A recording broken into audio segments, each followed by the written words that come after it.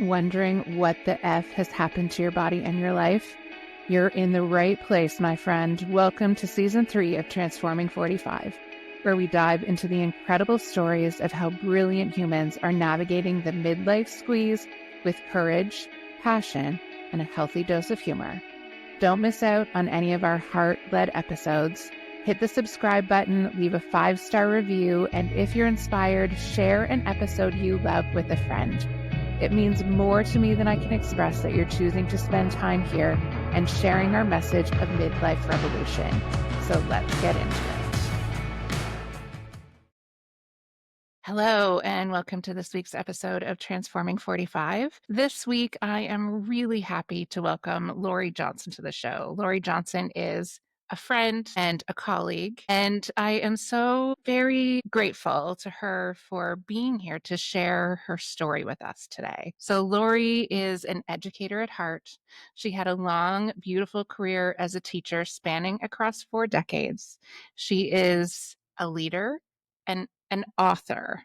And so today, I'm so glad to be supporting you on the next chapter of your journey as an author. Welcome to the show, Lori. I'm so glad you're here. Thank you, Lisa. Thank you for having me. I'm really excited to be here as well. Great. All right. Let's start at the beginning. So, Lori, tell us, who are you and how did life introduce you to this version? Well, the question lends me to want to answer it with all the things that I identify with: mother, grandmother, wife. But I'm going to dig a little deeper and I'm going to talk about being a human being with the emphasis on being. And I used to be such a doer, so I could have the things and be these things. And now I've really learned over a lot of hard work and digging in and getting real that being is what I want to do. So I can be first, do the things that I love, and then have whatever comes without any attachments to outcomes. So I would like to say that that's who I am. That's really beautiful. And I like that phrase of being is what I want to do. And I am always curious because I also am in the space of figuring out, like, as educators, doing was prized above all else. Absolutely. Doing and doing more than anything that was humanly capable. So, what does it mean for you to be? What does that feel like for you? Well, as you know, Lisa, when we used to be part of that business group that we were in, the Big Blue Door, I was constantly struggling with finding flow, finding alignment in what I was doing. And I think a lot of it I've discovered was because it was coming from ego, the reasons behind why I was trying to do what I was trying to do, from having some unfair things happen, maybe feeling like my heart had been hurt by people who were not, their intentions weren't the same as mine. And I just never felt in flow. I never could feel right. And so I think the being allows me, and I go on and I work on what I'm working on now, which we'll talk about later. I'm in the present moment, at that moment, enjoying what I'm doing, being in flow. And however this turns out, I've released. It's completely surrendered. And I just be present in the moment and get so much. I lose myself. I start working on it. My husband could come in the condo and light a bonfire and cook marshmallows and I wouldn't notice. He'll come in and out, say, I'm going here, I'm going there. I really lose time, and it's so amazing at what you can accomplish when you're really working from your heart and your higher self and not ego, where you're forcing and trying to control. And the other thing I've really noticed too is the synchronicity of who's coming into my life at the right times, the opportunities that I'm noticing. There's no fear involved anymore. It's all from a place of love. And when I think about marketing, I used to get that was where I would get stalled. Where now I'm so excited about trying to get out what I'm doing to the world and I feel it's all about love and coming from my heart and from just being in this moment right now. Yeah. And I think so I wanna dig into that idea of flow a little bit because Mhm. I think the term gets used a lot, but it doesn't necessarily like, the way you described it is so beautiful. So, flow is an actual psychological state. It was developed by Mike Csikszentmihalyi. Mike is the short form version of his first name because it also is very long. I sometimes joke that my university degree is in flow. Like, I can when I talk about this, I still see myself sitting in my first year lecture. Like, flow was all throughout my university degree. But the my first year Rec 101 professor, we dug into flow. And it's interesting the way it has like gone below the surface and come up to the surface again all throughout my life. But what's important about flow state is that it is all the things you described. It is being present, it is losing track of time, is all of those things you said, and it is a state which gives energy back to self, so Yes. that what Yes. yeah, so that whatever you were doing during flow, you do not feel diminished by it. You feel energized. You feel like you have given that gift of love and time and energy back to yourself. Mhm. And I'm hearing that, which is really helpful for me, actually, in your description of being, right? It is being in a way that you are giving energy back to yourself so you are not diminished. Yes, and, I can even describe how it feels physically. Oh, Yeah, there's a please do. tingling, there's this inside excitement that I can't hardly contain, and, I can't wait to get back to what I was doing, but you do have to take time away from that, and you need to go for those walks, and you need to reset and go out and just I go to the gym a lot, and I do all the things that replenish as well, but it's that feeling of excitement to get back to it when the time is right. And it's also letting it happen as it's supposed to happen. I don't set this time per day to work on it. I work on it when it feels like it's the right time and I'm in the right space. And that's another beautiful thing that I'm very fortunate to be at the stage of my life where I can do that. And yeah. Yeah. So, what are the life events that brought you to this place? So 34 years ago, that's how long it's taken for this to come to the surface to be able for me to be able to acknowledge it and work through it and then write my book and offer what I'm doing. 34 years ago, I went to the hospital to have my second child, and I came home with empty arms, and my milk came in during at his funeral. And I started the journey of deep grief that I've never experienced before. And I've had experiences with grief more and more and more as time went on. As we grow older, we do experience that. But my father died when I was only 18 years old of a sudden heart attack. My mom died after my son died. It's just, you have enough experience with grief as I go backwards now to know that this was the most profound grief I've ever experienced. And so I guess I was entitled to a full maternity leave. And then, but I decided I did love to teach. It really was my calling. And I got a lot of that energy given back to me as when I was teaching. So I went back to, he passed away on July 10th, and I went back to school on, first thing in September and really buried myself into my work. I realized now that I wasn't doing the grieving process that was probably needed. Back then, nobody talked about it. One experience that I remember that was really, really tough was I went to the cottage with some friends. They were good friends, and I thought it would be fun for me to do that and get out of my head. And it was it was awful. It was everything that I had thought would happen, that people wouldn't remember him because he was an infant, happened in real time. No one talked to me about it. No one acknowledged that I just had a baby. Another girl there had had a child, a baby, same time as me. And they asked her, well, how are you feeling? And how's your body doing? And I'm standing right there like I'm invisible. And it just, yeah. that's where, so I guess to go jumping way forward, I was doing a lot of letting go of things. I was really deciding that I needed to just lean into retirement and doing the things that I really wanted to do. So let go, let go, let go. And then I found something called Ho'oponopono, which I'm not sure if your listeners would be familiar with, but if they're not, I highly suggest that they look it up and see if it's something that would be fun for them. And one morning, so now I'm all clear. And one morning I'm laying in my bed at the cottage and I heard these words, this whisper, write your story. And I knew right away which story it was to write. So it couldn't be denied.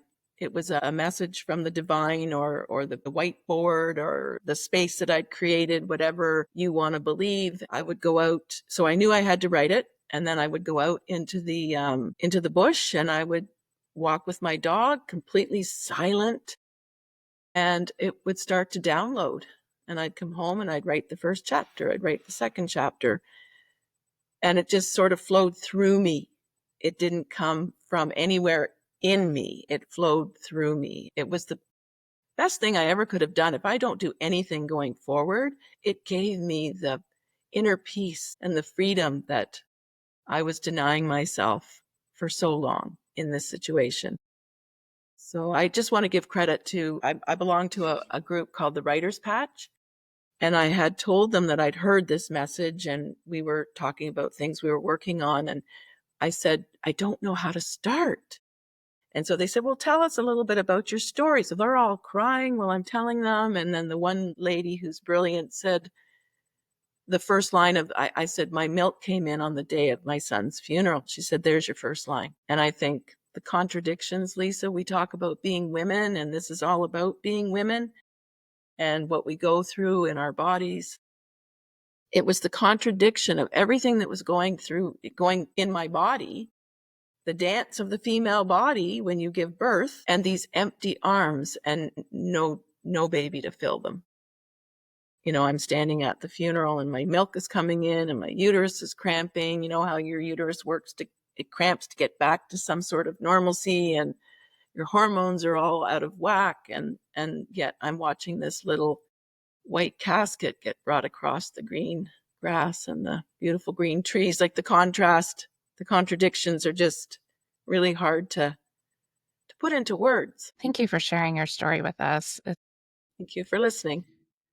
Yeah, it is so meaningful, right? That is why you were getting that prompt to share your story. Because as a culture, we do not do a very good job around death and grieving, Yes. and particularly around losing a child. There's just it's every parent's greatest fear. And so I feel like we have this, we go into that imaginary space of, well, if we just never talk about it, it will never happen, Isn't that the truth? right? Only that isn't the reality. It's the pretend, it's the safe box that we put ourselves in. One of the greatest gifts that my mother ever gave me was not long after my first son was born. And I was really I was right on the edge of postpartum depression. And I was in this space of hypervigilance where I was constantly making sure the house was locked all the time because I was certain that someone was going to steal him. I was waking up in the night to check on him all the time to make sure that he was breathing. And she just looked at me and she said, Lisa, you cannot protect your children from everything. And it's that her saying that to me flipped a switch somehow, because it was that being real and honest about the fact that when we have a child, we are giving over this control that we think we have in our lives more in a way that we never have before. Mhm. And so acknowledging, and that's why your story is so important, acknowledging that we really don't have the control that we think we do, right, is so important. Yes. And I think a place to be acknowledged. and your child to be acknowledged. I mean, he had a name. His name was Robert William. He was named after my first husband's, the father of my children, who's now also gone, after his father and my father. And we had such high hopes for this little boy. And I mean, you read in the book that the doctor, he flipped and he was in a breech position all of a sudden. And so she decided she was going to deliver him vaginally, and she broke my water and she was going to gently lower him into the birth canal. And she put her hand up there and she looked up at us and she said, "Do you know what you're having?" And we said, "Yes, we actually do. We're having a boy." And she said, "Okay, I didn't want to ruin any surprises, but I'm holding his little butt in my hand and I can feel his testicles." Uh-huh. And so, yeah, it's to not have his life acknowledged. That was what hurt the most. I mean, yes, the grief and the questions and the guilt, and I mean the amount of emotions and things that you go through that you can't even imagine, are where would they come from? Why would I feel guilty? And my first husband was one of those guys who could fix anything. We never had to hire a plumber. He could fix anything. And so we had our van with our car seat to bring him home. And I remember thinking to myself, he can fix anything. He's going to come home with the baby. Like, you're just so distraught that your thoughts make no sense at all. And then you start to think that there's something wrong with you, that the way you're processing grief and the way you're thinking, and there's something wrong with you. And that's why support for women from people who have been through it and can say, "Yeah, I thought that too. And oh my gosh, my husband and I are having those same struggles." Liken it to, when my husband's mother died, my first husband's mother died, he was on the roller coaster of the grief. I was not. And so I could help him. I loved her and I felt grief, but not like his grief, where when you're on that roller coaster together, you can't help each other get off. You're just at such different places, like, because grief is so unique and so personal. Yeah, it's just a really, really difficult thing for any parent. And if I can help, that's what I want to do. If you're okay, I'd love to take a minute and honor Robert, Oh my gosh. because Thank as you, his Lisa. life was short, but look at the impact that it has had. Where have you seen Robert throughout your life? Well, I have different things around the house. Like the cover of the book is a picture that my mother bought me Mhm. after he died, and it's gone every house with me. It's in my bedroom. I have a little white angel. Like, there's all kinds of little things I have around the house. But Mhm. I never had gone to a psychic. I was not something that I needed or did. And then I really wanted to go after both my parents were gone, and you know how that feels. And Yeah. Robert was gone. And so I went to a psychic a couple of times, and all three of them would show up together, and he would let through the medium, the medium, know that he was totally fine. And he also comes through in my living son, who I had after him. And one time Jeff went to my son went to the a medium as well after his dad died. And the medium told him, he asked about his brother. And the medium said, "Oh, he loved to play the trumpet and played hockey." And that was what my son did. So I have no idea how that comes up. But Robbie comes up all the time, in now more than ever, because now if someone mentions that they've had a loss, I'm not afraid to say anything anymore. So I was actually denying him as well, by pushing it just so far down that I couldn't even acknowledge that I'd had that loss with people that I knew. Or yeah. So you asked where he shows up. It's the medium actually said he's showing himself as the age that he is now, not a baby. And she went, "Ooh, is he ever handsome?" Oh, yeah, I don't feel the need to do that anymore. I know that he's okay. I did have one medium tell me that when he first got there, he didn't know what to do or where to go. He was lost for a little bit. Right. But now I think he's running the show up there. And look at the impact that his life has had, right? Yeah. Even it's such an important grounding spot to remember that it is not the length of a life that is the measure of the value of the person. Yes. Robert had such an impact on you and on your family and on your children who came before and after. And his story has continued to live out through you in the way that you have continued to live your lives. And that's, that was one of the grief, although it's a different context, impacts us in different ways. Absolutely. But grief is grief at the Yeah. end of the day. Yeah. And when I lost my mom, when people would say, "I see so much of her in you," or the way you are living your life is making her so proud, like knowing that her story was continuing through Hmm. the way that I was living, through the way my family was living, that was a way I felt to keep connected. Yes. Right, to keep that connection point there and continuing to live and be the person that she taught me to be. Absolutely. I love that. Yes. And we've talked many times about the very close connections we both had with our moms.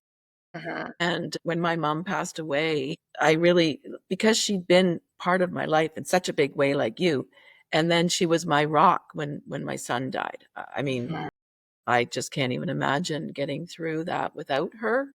It was another huge hurdle to try to work through. But I always say that you can't go over grief, you can't go under it, you can't go around it. You have to go through it. And at the end of going through it, it's a very empowering, wonderful, illuminating thing to get to the other side and be able to smile again. The work I'm working on right now, the motto or whatever is smile again.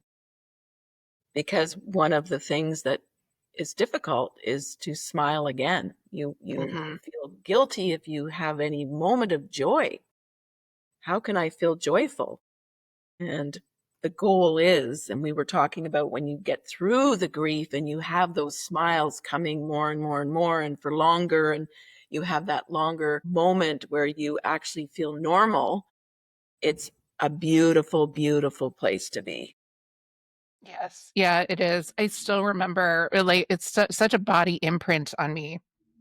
The moment where I was driving in my car, it was a sunny day in March. My mom had passed away in October, and I was singing in the car. I just all of a sudden was singing, and I was like, that's Yeah. that feeling of a little bit of like, you don't have that tight clench in your chest. There's a little bit of space where you can experience things that you love and that you enjoy, and then I laughed and actually meant it. Like, I had Yes. laughed in those months, but I hadn't, like, my heart hadn't really been in Mhm. it.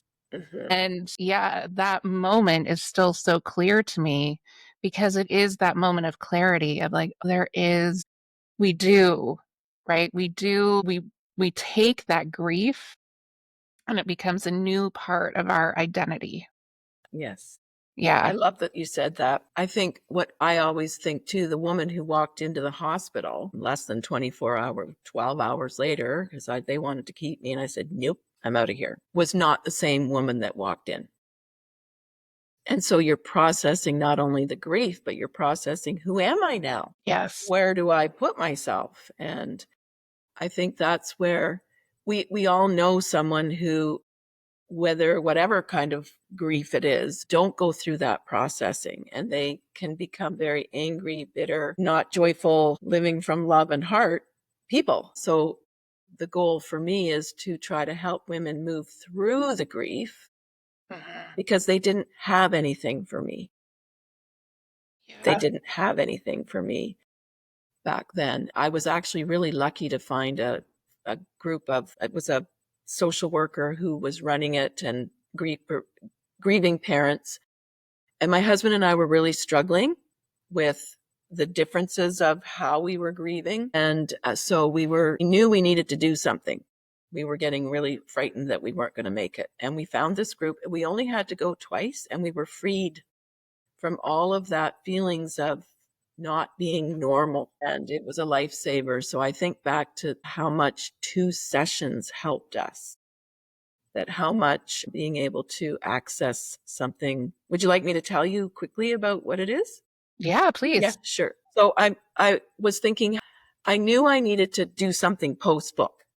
And so once again, I'm out in the bush and I'm thinking, what can I do? And I'm thinking courses just aren't it. I can't, when I think back to me, we didn't have this then, but I pushed forward going online and finding a course and then signing up and then waiting for 2 weeks for your day to start. And grief doesn't work that way. You need something right now, or in the middle of the night when the world is sleeping and your skin is crawling off your bones and you just need something. So I decided I would do it in the format of an app so they can have 24 access. I love daisies. My mom loved daisies. And I went on one of the sites for bereaved parents, pregnancy loss, and infant death. And the daisy is one of the flowers that they chose because it's for hope and love. And so the app is called Daisy. I'm still working on it. It's going to be a place where women can get some education. I'm developing a course, and then there's a 6 week, they call them challenges in most apps, but I'm going to call it a journey. So Hmm. it's called the 6 week Grieving Lioness Journey, because the lioness, oh my God, the spiritual meanings behind the lioness is all about women. Hmm. Just beautiful. So yeah, and then there'll be a community and some in coaching calls for everyone all at the same time. And I'm really excited. And then I'm even thinking about bringing in some guest people.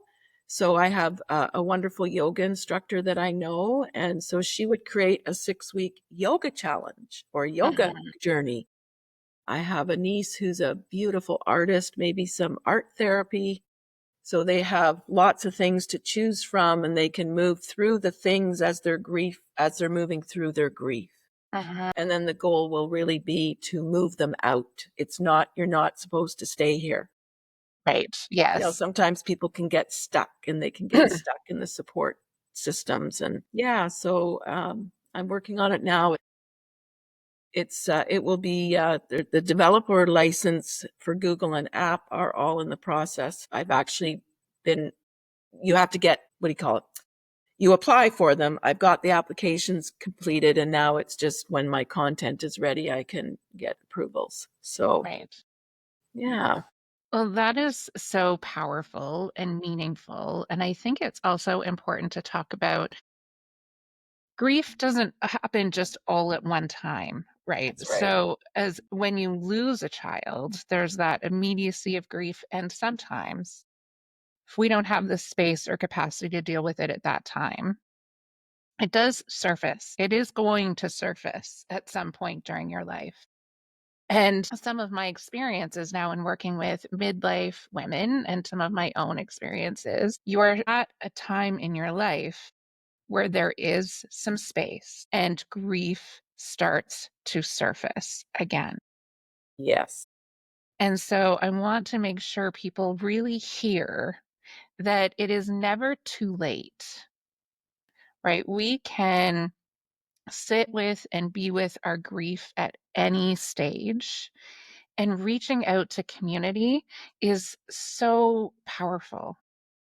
But often we think, well, that happened a long time ago. It's like statute of limitations is Yeah. the idea that's coming to mind, right? Like, oh, well, that happened too long ago.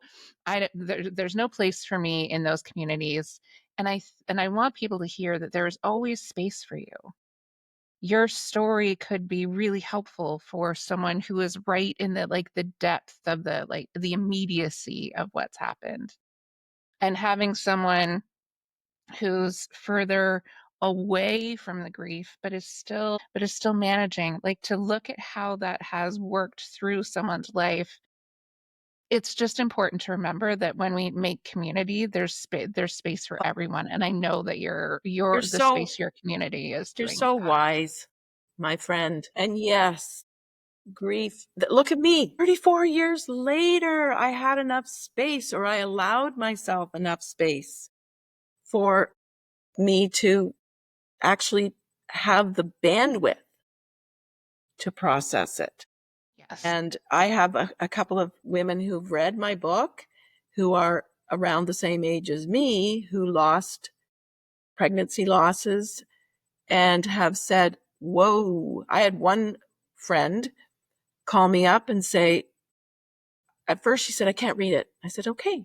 She read the first page. I said, you don't have to read it. This is for anyone who wants to read it.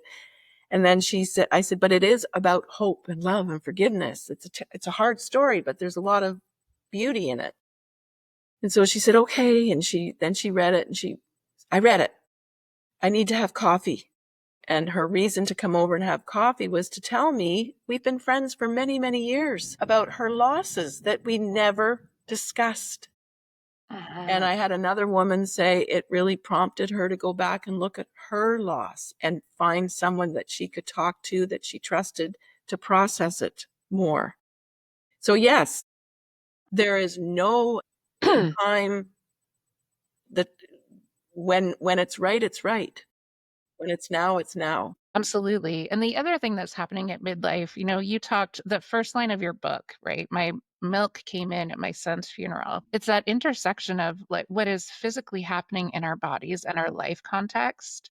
And so now again, perimenopause and menopause, our bodies are shifting and changing in ways. And there is a grief we experience around, even if like I have not wanted to have a baby for a very long time.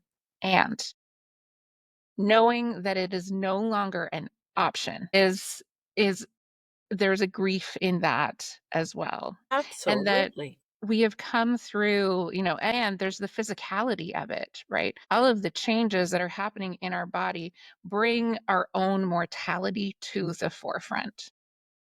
And I think that's one of the things that we don't talk about enough because in reality, if we really let ourselves think, like, what is at the root of almost all of the things that we worry about?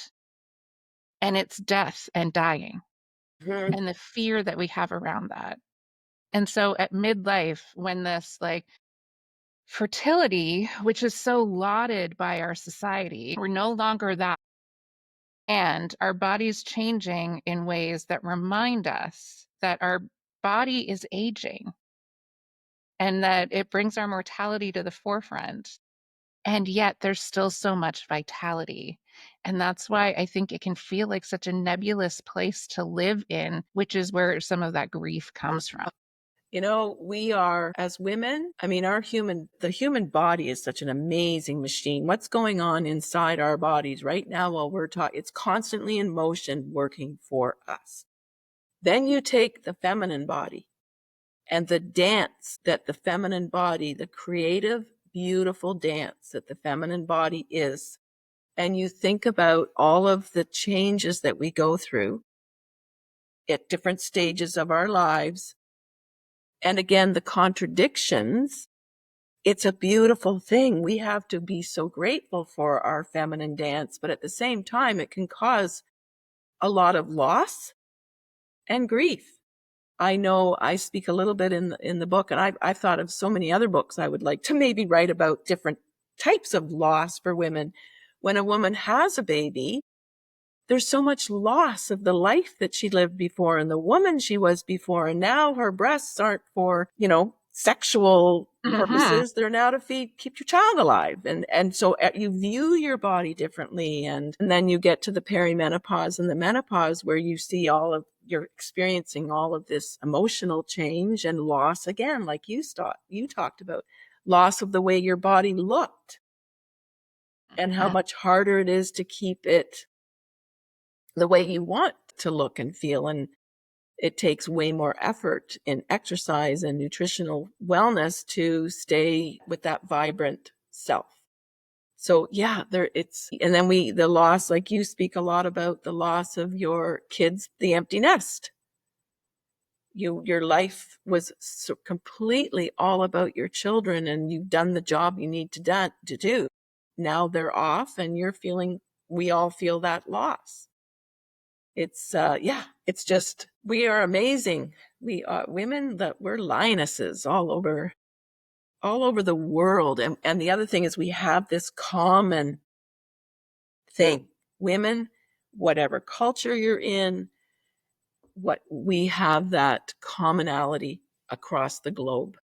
Mm, mhm. Yeah, absolutely. And that's why speaking our actual truths is so important because the other thing that our society, well, North America in particular, our society has really been strongly sending the message of be quiet, don't talk about it, or only talk about the things that are positive. Mhm. Right? I even catch myself even in, in the last couple sentences around, like, I was talking about the grief, but yet there's still vitality. Because I think it is like, it's important to remember this Mhm. isn't the end, but it's also okay to sit in the sadness sometimes. We have No, to, yeah, or you're in denial and you're not processing it. And it has to be okay. The message yes. and women, I've had so many beautiful women in my life over, you know, all these years. But there's also that, very unfortunate thing that women truly don't always support women. And I don't really understand that, but it is what it is. Yeah. It's if in my experience and observation, it's internalized sexism, Mhm. right? There's so much pressure. Particularly, I think I've talked about this on the show before. Like, I've watched women move into positions of power who I know have beautiful hearts and really good intentions, but there's so much pressure to be what the traditional idea of leader is in the very masculine Yes. sense that we have developed here in North America. And there's so much pressure of if I don't perform well, I'm letting down anyone who's might possibly come behind me. So there's immense pressure that women are feeling in these spaces. And again, this comes back to we don't let ourselves talk about that, Mhm. right? We put on the armor and we do what we think we need to do to be successful for ourselves. And even if we don't recognize it, there definitely is that, like, I also am paving a way forward. Yes. And so it is so complicated. These and then we get into relationship with other women who maybe aren't in that same place, who aren't feeling that same pressure. And because we don't say it, we don't speak it out loud. Like, I think about so many of those women who I really admired and cared for and still do. And just I watched them change and evolve. And I would try to make safe space for them to say, like, their what was real and what was true. But it's so hard, I think, to Mhm. do that. Once you have put the armor on, Mhm. it's very hard to take it off again. And I'm just as you're talking, I'm also kind of recognizing that a lot of times when women are given those opportunities to move into leadership positions, they're at the age where perimenopause and menopause are really starting to be felt in a big way.